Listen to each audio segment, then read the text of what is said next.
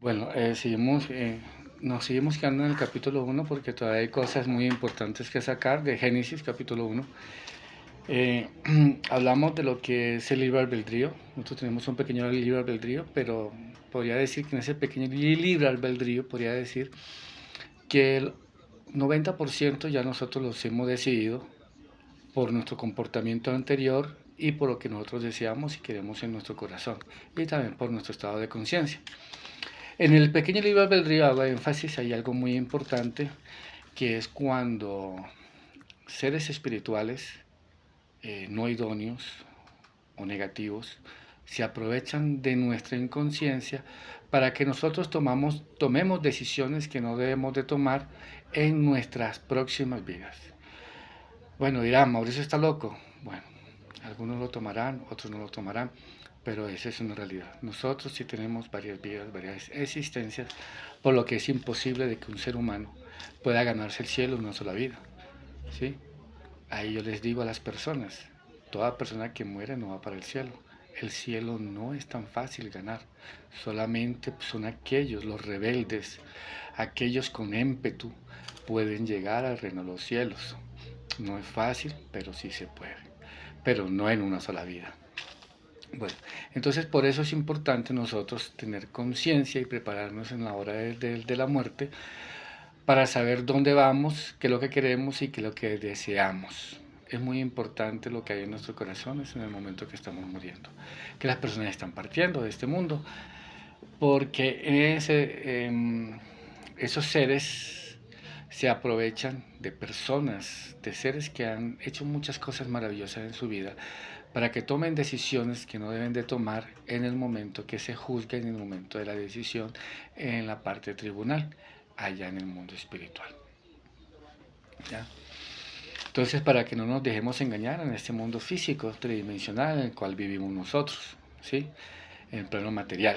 El plano espiritual es el plano mental, el plano de los sueños y otros planos más. Es el plano espiritual. Por eso es muy importante lo que tú sientes, lo que tú piensas, lo que tú deseas, y en lo que tú sueñas, ¿sí? Porque Dios se manifiesta bajo los sueños también.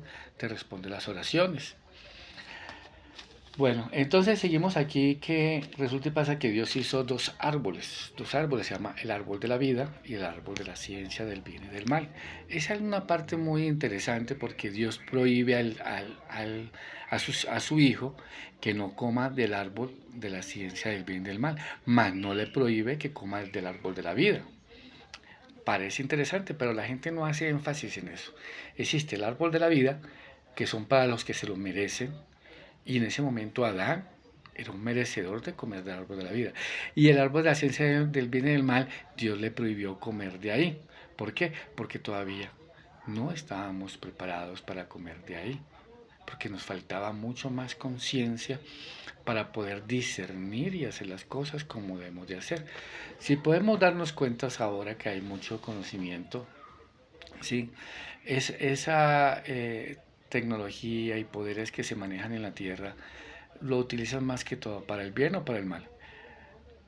Me atrevo a decirle que el 80% lo hacen para el mal. ¿Sí?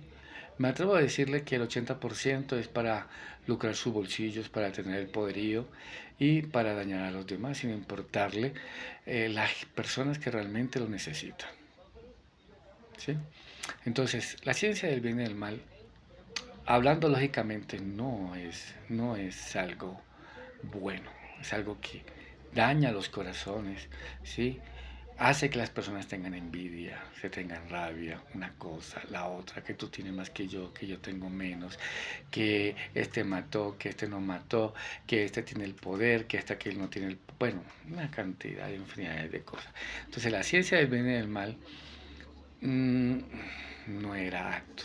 Pero bueno, entonces Dios no prohibió comer del árbol de la vida, sino prohibió comer de la ciencia del bien y del mal. ¿Sí? Del bien y del mal. Entonces, ¿por qué prohibió Dios comer del bien y del mal? Aquí entramos en contexto en varias situaciones muy importantes. Dios, Padre, fuente de toda fuente, Él está más allá de la ciencia del bien y del mal. Hay cosas que son malas, que aparentan ser malas, pero realmente son buenas. Hay cosas que aparentemente son buenas, pero realmente son malas. Me doy a explicar. Es que, a ver, esta parte es muy importante porque aquí entra un contexto importante. Un ejemplo, hay personas que están pasando por procesos que Dios les ha puesto y son procesos que uno como hijo de Dios tiene que respetar. Hay personas que pasan por necesidades, ¿sí? Pero Dios puso esa necesidad en esa persona para que haya un quebrantamiento y en ese quebrantamiento pueda decir, creo en Dios, reconozco a Dios como mi Padre. Porque una cosa es que nosotros seamos creación de Dios y otra es que nosotros seamos hijos de Dios. ¿Sí? Hay muchos seres humanos aquí en la tierra que son almas andantes, otros muchos son hijos de Dios y otros están en su proceso para decir acepto y tomo a Dios, fuente de toda fuente, como mi Padre. Realmente nosotros todos somos hijos de Dios, sí, porque somos creación del Señor, mirándolo por ese lado, por como creación, sí, pero es muy diferente ser creación del Señor y otra cosa es ser hijo de Dios. ¿Cómo somos hijos de Dios? Cuando empezamos a respetar a Dios, cuando tomamos a Dios como primera parte y empezamos a entender la situación. ¿Qué pasa más allá del bien y del mal? Porque Dios está más allá de eso. ¿Entiende? Entonces a veces las cosas buenas no son buenas, a veces las cosas malas no son malas. Entonces hay que mirar bien esa parte ahí, ¿sí? Que va más allá del bien y del mal. El amor está más allá del bien y del mal. El sentimiento está debajo del amor. ¿Qué es el sentimiento? Ah, yo amo a fulano de tal. No, que yo quiero fulano de tal. Entonces hay un sentimiento, ¿cierto? No, que yo quiero mi carro. Hay un sentimiento, ¿sí? Entonces está ese sentimiento que estamos hablando, está entre el bien y el mal. El amor, ¿sí? Del Señor, lo que es el verdadero amor, el verdadero querer, está por encima del bien y del mal, para que me entiendan ustedes, ¿sí? Entonces por eso nosotros, los hijos de Dios, cuando nosotros hacemos la voluntad del Señor, no nos debe interesar lo que la gente piense, lo que la gente opine. ¿Sí? Seguimos en el contexto del árbol de la ciencia del bien y del mal. Resulta y pasa que ahí entra lo que es la cizaña. ¿Qué es el diablo? El diablo es la cizaña. La cizaña existe en el pensamiento y existe en lo que escuchamos y también en lo que vemos. La cizaña, ¿sí? Entonces la cizaña es, mira, esta persona se comporta bien contigo, esta se comporta mal. Tú que eres bobo o eres bobita, hale esto, hale aquello. Entonces es la cizaña, ¿sí? La cizaña. Eso es lo que se llama el diablo. Entonces, qué es lo que hace el diablo en ese momento? El diablo lo que hace es que te inclina a que tomes la mala decisión para que te pierdas en el tiempo y dejes de hacer la voluntad y lo que tú viniste a hacer aquí en la tierra. ¿Sí? Entonces nos perdemos en el camino. Entonces, ¿qué le pasó a Eva? Eva se perdió en el camino e hizo perder en el camino a Adán, al hombre. Entonces, ¿qué pasa? Dios llamó primero a quién? Llamó a Adán, ¿sí? Porque Adán es cabeza. Entonces, a ser cabeza es porque es el que toma la decisión final. Entonces se llama cabeza. Es el que toma la decisión final. Entonces, ¿qué pasa? Se dejó llevar de eso y se hundió también en el pecado. Aquí hay algo también, un contexto muy interesante. Es en algo que dicen que Caín y Abel. Caín fue un hijo malo, sí, fue malo en el sentido de que cuando él le dio a Dios, no le dio los frutos más, lo mejor. A cambio, Abel le dio lo mejor que él tenía. Entonces fueron cosas. Caín mató, e hizo cosas, se dejó llenar del odio, del orgullo y llegó a matar. ¿Listo? Entonces dicen hay comentarios, en esa parte sí no podía ahondar, pero dicen que Caín fue hecho del diablo. O sea, que dicen que Eva llegó a fornicar con una tercera, ¿sí? Con una tercera persona. Cuando Dios saca de Abel a la varona que es Eva, ¿sí? Dios saca a Abel a la varona que es Eva. Quiere decir que el hombre y la mujer forman un solo cuerpo y una sola carne, no que uno, dos, tres, cuatro forman un solo cuerpo, una sola carne, porque eso se llama adulterar. Adulterar un solo cuerpo, una sola carne, se llama adulterar. Como cuando tú te tomas un trago y está adulterado, tú te enfermas o te puedes hasta morir, porque está adulterado, ¿sí? Entonces, Dios formó como naturaleza el hombre y la mujer para que formen un solo cuerpo, una sola carne, y no puede haber una tercera persona, ni una cuarta, ni una quinta. Hoy en día eso está de moda. Wow, eso es una locura, ¿sí?